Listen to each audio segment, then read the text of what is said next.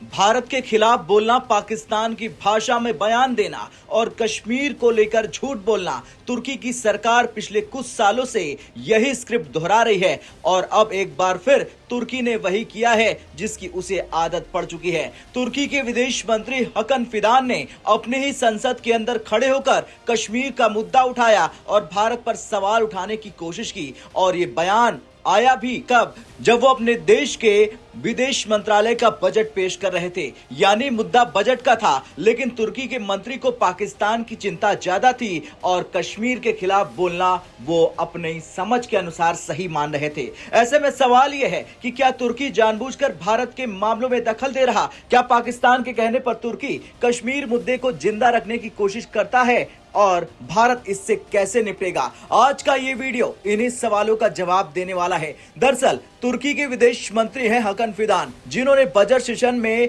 कश्मीर का मुद्दा उठाते हुए कहा कि कश्मीर का विवाद इंटरनेशनल कानून और बातचीत के आधार पर सुलझाया जाना चाहिए। ध्यान देने वाली बात यह है कि यह कोई अंतर्राष्ट्रीय मंच नहीं था, ये तुर्की की अपनी संसद थी, लेकिन फिर भी कश्मीर का नाम लिया गया। क्यों? क्योंकि तुर्की की राजनीति में पाकिस्तान का एजेंडा गहराई तक घुसा हुआ है और सबसे बड़ी बात, कश्मीर आज अकेले पाकिस्तान पर भारी पड़ गया है क्योंकि कश्मीर लगातार आगे बढ़ा और कश्मीर के लोगों ने भारत का झंडा पूरी दुनिया में बुलंद कर दिया है। अब एर्दोगन सरकार पिछले कई सालों से यह दिखाने की कोशिश कर रही है कि वो इस्लामी देशों का नेता है और पाकिस्तान को खुश करने के लिए भारत के खिलाफ बयान देना उसका आसान तरीका बन चुका है। दरअसल तुर्की ने पिछले कुछ सालों में कई बार कश्मीर पर बिल्कुल वही लाइन दोहराई है जो पाकिस्तान कहता है, जैसे यूएन के प्रस्तावों के आधार पर समाधान, दो देशों की बातचीत, इंटरनेशनल कम्युनिटी की भूमिका। ये सब वही बयानबाजी है जिसे भारत हर बार सख्ती से खारिज करता है। भारत ने हर बार स्पष्ट किया है कि जम्मू कश्मीर भारत का अभिन्न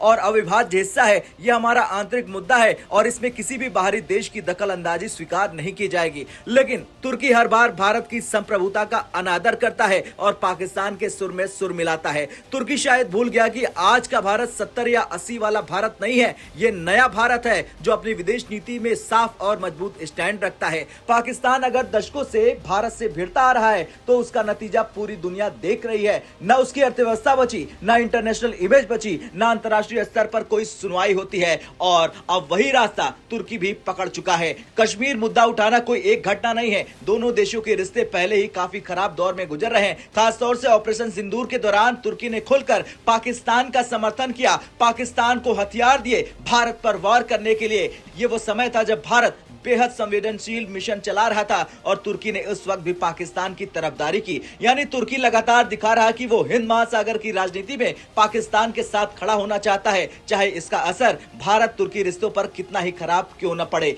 कुछ महीने पहले सितंबर में ही तुर्की के राष्ट्रपति एर्दोगन ने यूएन में कश्मीर का वही पुराना बयान दिया था। उन्होंने कहा था कि कश्मीर एक महत्वपूर्ण विवाद है और इसे यूएन के प्रस्ताव के आधारों पर सुलझाना चाहिए। स्पष्ट है, एर्दोगन हर अंतर्राष्ट्रीय मंच पर पाकिस्तान की राजनीतिक उम्मीद पूरी करने की कोशिश करते हैं, लेकिन ये कोशिश भारत में सिर्फ नाराजगी ही नहीं बल्कि एक नया कूटनीतिक तनाव पैदा कर देती है। तुर्की ये समझने से इनकार कर रहा है कि भारत सिर्फ एशिया की ताकत नहीं बल्कि वैश्विक कूटनीति का एक बड़ा और स्थिर स्तंभ बन चुका है। भारत किसी भी देश के आंतरिक मामलों में दखल नहीं देता, चाहे वो पश्चिमी देश हो या अरब जगत। भारत हमेशा सभी की संप्रभुता का सम्मान करता है, लेकिन तुर्की लगातार भारत खिलाफ जहर उगलकर वैश्विक मंच पर अपनी अपरिपक्वता दिखाता है और इसका नुकसान केवल तुर्की को ही होने वाला है। केवल भारत ही नहीं, तुर्की ने हाल ही में बांग्लादेश में भी दखल देने की कोशिश की है। ये तुर्की की एक नई नीति का हिस्सा है जहां वो इस्लामी देशों में नेतृत्व दिखाने की कोशिश करता है, लेकिन ये नेतृत्व नहीं, ये एक तरह का राजनीतिक हट है जिसके कारण वो अपनी अंतर्राष्ट्रीय छवि खराब कर रहा है।